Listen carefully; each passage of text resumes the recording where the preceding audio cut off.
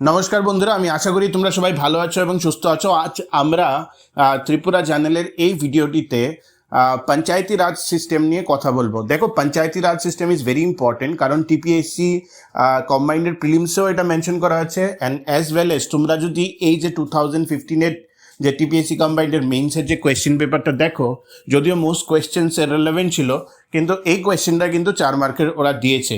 কাজেই পঞ্চায়েতি রাজ becomes very important, এবং at the same time municipalities or the urban local bodies is also very much important.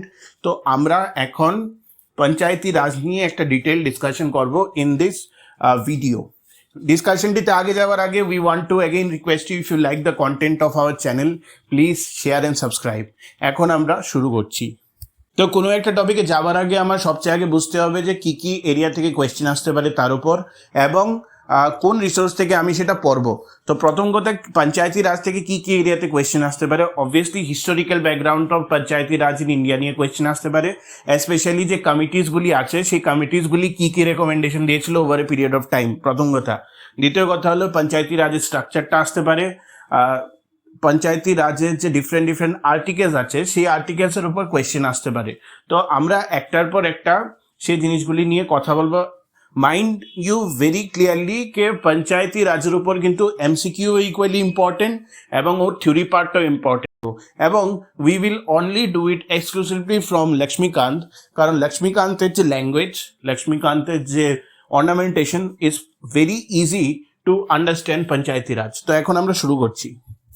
তো আমরা যদি খুবই সিম্পলি শুরু করি, লোকাল সেলফ গভর্নমেন্ট জিনিসটা অ্যাকচুয়ালি ওয়ার্ডটা সেলফ এক্সপ্লেনেটরি হলেও আমার আজকে বুঝতে হবে যে ইন্ডিয়ার মতো এত ভাস্ট একটা প্লুরালিস্টিক নেশনে আজকে একটি state government as well as central গভর্নমেন্টের জন্য পসিবল না to reach to every spare of the villages are the nook and corners of this country, কারণ আমাদের কান্ট্রি অনেক ভাস্ট, অনেক বেশি ডেমোগ্রাফিক চ্যালেঞ্জেস আছে।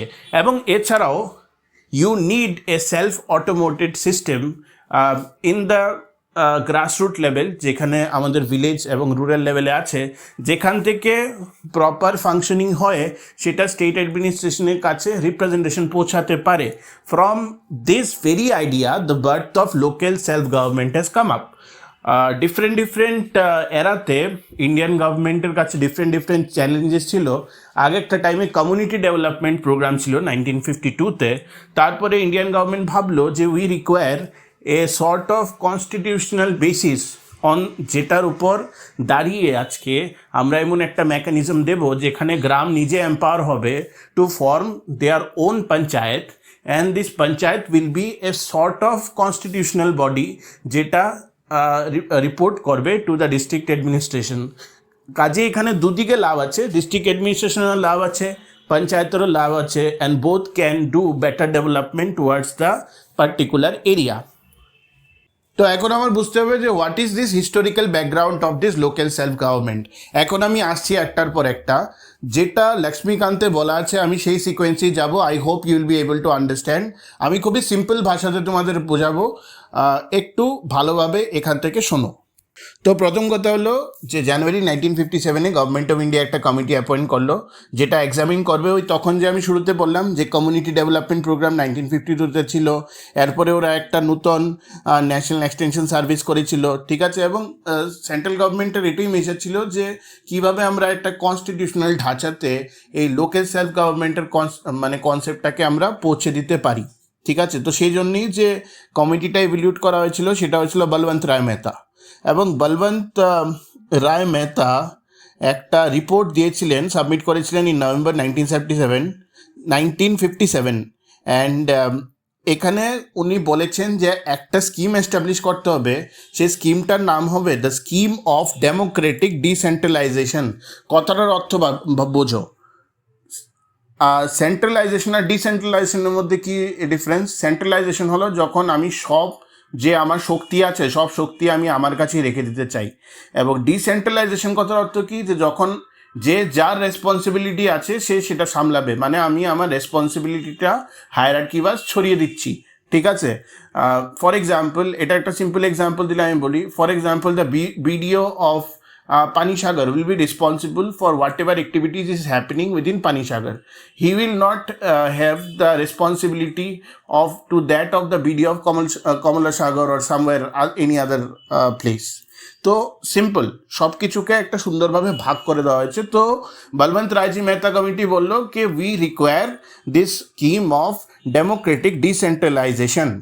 এখন এর মধ্যে ওনারা কি রিপ্রেজেন্টেশন দিয়েছেন, স্পেসিফিক রেকমেন্ডেশন ওয়াইজ কী ছিল যে একটা এস্টাবলিশ করা হোক যে 3 টায়ার পঞ্চায়েতি রাজ সিস্টেম, গ্রাম পঞ্চায়েতটাকে ভিলেজ লেভেলে রাখা হবে, ওর উপরে ব্লক লেভেল, ভিলেজ থেকে উপরে ব্লক লেভেলে পঞ্চায়েত সমিতিকে রাখা হবে এবং জেলা পরিষদকে ডিস্ট্রিক্ট লেভেলে রাখা হবে। ঠিক আছে, আরও বলেছিল যে village panchayat should be constituted with directly elected representatives, যেটাকে ডাইরেক্ট ভোট দিয়ে রিপ্রেজেন্ট করা হবে, whereas the পঞ্চায়েত সমিতি অ্যান্ড জেলা পরিষদ should be constituted with indirectly elected members.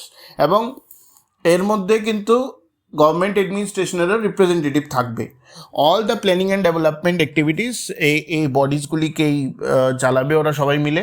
এই পঞ্চায়েত সমিতি should be the executive body, while Zilla Panchayat should be the advisory, coordinating and supervisory body. The district collector should be the chairman of the Zilla Parishad. ঠিক আছে, তো আমি শুরু করলাম গ্রাম পঞ্চায়েত থেকে। সেই গ্রাম পঞ্চায়েত থেকে আমি জেলা পরিষদে যখন গেলাম তখন আমি দেখলাম যে ডিস্ট্রিক্ট কালেক্টরের ইন্টারভেনশন হচ্ছে। That means the administration is taking part in it. ঠিক আছে, there should be genuine transfer of power and responsibility, ঠিক আছে, of these democratic bodies. Adequate resources should be transferred in these bodies to enable them to discharge their functions and fulfill their responsibilities. এই রেকমেন্ডেশনগুলি accept করেছিল national development council 1958। এখন বলে রাখি national development council আজকাল দিনে যে নীতি আয়োগ, সেই নীতি আয়োগের একটা রিফ্লেকশন তখনকার টাইমে। ঠিক আছে, so the council did not insist on a single rigid pattern and left it to the states. কাউন্সিলকেও করলো যেহেতু কনসেপ্টটা democratic decentralisation, let the states decide, স্টেটের উপর ছেড়ে দিল যে ওরা এই প্যাটার্নটা ওরা ফলো করবে কি ফলো করবে না। এবং এখানে একটা মোস্ট ইম্পর্টেন্ট এমসিকিউ আছে যে Rajasthan was the first state to establish Panchayati Raj. The scheme was inaugurated by the prime minister on October 2, 1959। তুমি জানো যে October 2 is also related to Mahatma Gandhi. In Nagaur district of Rajasthan, that was followed by Andhra Pradesh, which also adopted the system in 1959. Thereafter, most of the states adopted the system. কিন্তু প্রত্যেক স্টেটে adopt করলেও কারোর কাছে 3 tier ছিল, কারোর কাছে 3 tier ছিল না। Okay, so the next committee is known as famous committee Ashok Mehta committee. ওনার ডিসেম্বর 1977 জনতা দল গভর্নমেন্ট ওরা অ্যাপয়েন্ট করেছিল একটা committee on Panchayati Raj institution under the chairman of Ashok Mehta. মোটামুটি এক বছর পর Ashok Mehta committee on August 1978 কিছু রেকমেন্ডেশন করলো। ওর মধ্যে বেসিক্যালি করেছিল 3 টায়ার যে system of Panchayati Raj, they should be replaced by 2 tier system. ঠিক আছে, that is Zilla Parishad at the district level, and below it is a Mandal Panchayat consisting of a group of panchayats, that is judicial panchayats to try petty and civil criminal cases. ঠিক আছে, এছাড়াও কিছু ওদের recommendation ছিল যেটা তোমরা পড়তে পারো, কিন্তু ব্যাপারটা হলো due to collapse of the Janata government, মানে জনতা গভর্নমেন্ট কোল্যাপস হয়ে গেল between the completion of his terms, no action could be taken on the recommendation. However কিছু স্টেট ছিল যেমন Karnataka, West Bengal, Andhra took steps to revitalise the Panchayati Raj keeping in view some of the recommendations of Ashok Mehta committee. দেখো এখন recommendation ডিটেলসে তো তোমাকে জিজ্ঞেস করবে না, এখানে 14-15টার মধ্যে রেকমেন্ডেশন আছে, একবার তোমরা পড়ে নিও, that will be good for you. So now we come to GVK Rao committee. তো 1985-এ জিভিকে রাও কমিটি অ্যাপয়েন্ট করা হয়েছিল প্ল্যানিং কমিশন দ্বারা। যদি একটা ইম্পর্টেন্ট কোয়েশ্চেন আসতে পারে এখানে বলা, যদি জিজ্ঞেস করে যে হুইচ কমিটি বেসিকলি টোল্ড কে যে ডেমোক্রেটিক ডিসেন্ট্রালাইজেশন যে কনসেপ্টটা ছিল সেটাকে বলা হয়েছে দ্য গ্রাস উইদাউট রুটস, সেটা হলো জিভিকে রাও কমিটি। কারণ ওরা খুবই বাজে টিপ্পণী দিয়েছিল, বলেছিল যে ব্যুরোক্রেসি এত বেশি বেড়ে গেছে এই প্রসেসটার মধ্যে, যার জন্য যে ডেমোক্রেটিক ডিসেন্ট্রালাইজেশনের মধ্যে না ডেমোক্রেসি কিছু আছে না ডিসেন্ট্রালাইজেশন কিছু আছে। ঠিক আছে, তো এটা কিছু নেসেসারি রেকমেন্ডেশন করেছিল, যে রেকমেন্ডেশনের মধ্যে কী হলো that the district level body, that is the Zilla Parishad, should be of pivotal importance in the scheme of democratic decentralization. ঠিক আছে, এটা বলেছিল, stated that district is the proper unit for planning and development and the Zilla Parishad should become the principal body for management of all the development related programs. ঠিক আছে, secondly বলেছিল panchayati raj institutions at the district and the lower level should be assigned an important role with respect to planning, implementation, monitoring of rural development programs. The elections to the Panchayati Raj institution should be held regularly. একটা জিনিস বলছিল, post of district development commissioner should be created, ঠিক আছে। তো মোদ্দা কথা, committee মানে একটা মোর ইলাবোরেট প্ল্যান দিয়েছিল ফর পঞ্চায়েতি রাজ সিস্টেম। তো এরপরে আরও দুটো কমিটি ছিল, একটা ছিল LM সিংভি কমিটি 1986 করেছিলেন, রাজীব গান্ধী গভর্নমেন্ট করেছিলেন ফর, আর তারা একটা কনসেপ্ট পেপারও বানিয়েছিল on revitalisation of Panchayati Raj institutions for democracy and development. কয়েকটা পয়েন্ট আছে, একটু দেখে নেবে, ভেরি ইজি। থুঙ্গুন কমিটি 1988, ঠিক আছে, ওরাও কিছু রেকমেন্ডেশন করেছিল, ফলোড বাই গাডগিল কমিটি, ঠিক আছে। তো এখন আমরা আসি যে how this came into being, যে কীভাবে সেটা হলো। আচ্ছা, তো সবচেয়ে আগে যেটা মনে রাখতে হবে, the 73rd constitutional amendment act of 1992, যেটা ফোর্সে এসছে ফ্রম 24th এপ্রিল 1993। তো 73rd অ্যামেন্ডমেন্ট অ্যাক্ট অফ 1992-তে বেসিক্যালি কী হয়েছে, কয়েকটা জিনিস হয়েছে। প্রথম কথা হলো part 9 to the constitution of India, এটাকে ডালা হয়েছে। সেকেন্ড, এই পার্টটাকে বলা হয়েছে পঞ্চায়েত, আর এটার মধ্যে আর্টিকেলস আছে ফ্রম আর্টিকেল 243 টু 243O, সেগুলো নিয়ে আমরা কথা বলবো। এছাড়াও একটা নূতন 11th শিডিউল ডালা হয়েছে to the constitution. This schedule contains 29 functional items of panchayats. It deals with article 243G। Article 243G হলো ফাংশন অফ দ্য পঞ্চায়েত। তো এখন তোমাদেরকে কোয়েশ্চেন করতে পারে যে 73rd অ্যামেন্ডমেন্ট অ্যাক্ট অফ 1992 এর সিগনিফিকেন্সটা কি। প্রথম কথা হলো, আমি অ্যাকচুয়ালি লক্ষ্মীকান্ত কোট করছি এখানে, কারণ লক্ষ্মীকান্তের থেকে বেটার ইন্টারপ্রিটেশন এটাকে কেউ দেয়নি। সুন্দর এখানে বলেছে Laxmikanth, that act has given a practical shape to article 40 of the constitution, which says that the state shall take steps to organize village panchayats and endow them with such powers and authority as may be necessary to enable to function as units of self-government. এখন তোমাদেরকে একটা কথা বলি, article 40টা আসে directive প্রিন্সিপালসের আন্ডারে। Directive প্রিন্সিপালসকে আমরা instrument of instruction বলে, ওটা এনফোর্সেবল বাই ল না। কিন্তু in case of 73rd amendment act of 1992, এই আর্টিকেল 40টাকে কিন্তু কনস্টিটিউশনাল প্রভিশন দিয়ে দেওয়া হয়েছে। দেখো, আর্টিকেল 40 আসে ডিরেক্টিভ প্রিন্সিপালসের আন্ডারে, এবং ডিরেক্টিভ প্রিন্সিপালসকে বলা হয় ইনস্ট্রুমেন্ট অফ ইনস্ট্রাকশন। এটা কিন্তু জাস্টিসিয়েবল বাই ল না, মানে ডিরেক্টিভ প্রিন্সিপালসটা আমরা মাথায় রেখে কাজ করব, কিন্তু ওটাকে কিন্তু কেউ এনফোর্সেবল করতে পারে না। However, in the case of Panchayati Raj, that is the 73rd constitution amendment act, এই যে আর্টিকেল 40টাকে, সেটাকে একটা কনস্টিটিউশনাল জাস্টিসিয়েবল শেপ দেওয়া হয়েছে। এবং এই অ্যামেন্ডমেন্টের দুটো ক্যাটাগরি আছে, একটা হলো কম্পালসারি, আরেকটা হলো ভলান্টারি। তোমরা অর্থ তো জানোই। কম্পালসারি, যেটা ম্যান্ডেটারি বা obligatory provisions of this act have to be included in the state laws creating the new Panchayati Raj system, and the voluntary provisions on the other hand may be included at the discretion of the states. Thus, the voluntary provisions of the Act ensures the right of the states to take local factors like geographical, political, administrative and other factors into consideration while adopting the new Panchayati Raj system. ঠিক আছে? তো দেখো, এখানে প্রত্যেকটা যে article আসবে সেগুলো প্রিলিমসের জন্য ইম্পর্টেন্ট। যেমন আর্টিকেল 243A, আমরা বলি 43 থেকে 243O এর মধ্যে আছে। এর মধ্যে 243 এর মধ্যে কি আছে? Formation of a Gram Sabha. The act provides for Gram Sabha is the foundation of Panchayati Raj system. It is a body consisting of the persons registering in the electoral roll of a village within the area of panchayat. হলো এটা আবার 243B, মানে আর্টিকেলের থ্রুতে the 3 tyre system, যেটাকে বলা হয় কি আছে, panchayat at the village, intermediate and the district levels, ঠিক আছে। পঞ্চায়েতই থাকবে। Thus the act brings about uniformity in the structure of Panchayati Raj throughout the country.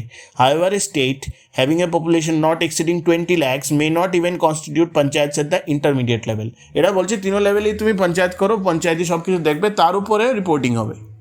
আচ্ছা, 243C কি বলেছে? ইলেকশন কিভাবে হবে? Members and chairpersons of the panchayat. All the members of the panchayat at the village, intermediate and district level shall be elected directly. Directly মানে সেই voting হবে, voting হয়ে সেখানের জায়গার এরিয়ার লোকরা নেবে। Further, the chairperson of the panchayat at the intermediate and district level shall be elected indirectly by from among the elected members thereof. ওরা যারা ডাইরেক্টলি ইলেক্ট হবে, ওরা ইনডাইরেক্টলি বাকিদের ইলেক্ট করবে, ঠিক আছে। এর মধ্যে রিজার্ভেশন অফ সিটের আছে এসসি এসটি ওমেনের জন্য আছে, এটা হলো আর্টিকেল 243D, এটা পরে নেবে, আসে কিন্তু কোয়েশ্চেন, আমি এটা তোমাদেরকে খুলে বললাম না, so that you study it well, যে তিনোটার মধ্যে কতখানি রিজার্ভেশন দিতেই হবে, ঠিক আছে। তারপরে হলো ডিউরেশন অফ দ্য পঞ্চায়েত, এটাকে আসে আর্টিকেল 243E। এখানে বলা হয়েছে the act provides for a 5-year terms of the office of panchayat at every level, however it can be dissolved before the completion of its term. Very easy, তোমরা লক্ষ্মীকান্ত পড়লে বুঝে যাবে। তারপর আর্টিকেল 243F হলো, article 243 হলো যে ডিসকোয়ালিফিকেশন অফ এনি মেম্বার, কীভাবে disqualification হয়। Article 243K very important, that talks about the state election commission, the superintendence, direction and control of the preparation of electoral rolls and the conduct of all the election to the panchayat shall be vested in the state election commission. বোঝা গেল? এটার মধ্যে কিছু part আছে, সেই পার্টগুলি একটু দেখে নিলে ভালো। তারপরে আমরা বলেছি 243G এর মধ্যে কি আছে, পাওয়ার্স অ্যান্ড ফাংশন। এখানে বলা আছে যে কি কি ফাংশন আছে। For example, the state legislature may endow the panchayat with such powers and authority as it may be necessary to enable them to function as institutions of self government. এর মধ্যে কি কি আছে তোমরা দেখে নেবে। 243H আবার খুবই ইম্পর্টেন্ট, ফিনান্সেস। অবভিয়াসলি একটা এত বড় একটা ইনস্টিটিউশন হওয়ার জন্য ফিনান্স লাগে, যে কালেক্ট, লেভি আর অ্যাপ্রোপ্রিয়েশন করা ট্যাক্স কীভাবে করা হয় সেটা সব 243H আর্টিকেলের আন্ডারে আসে।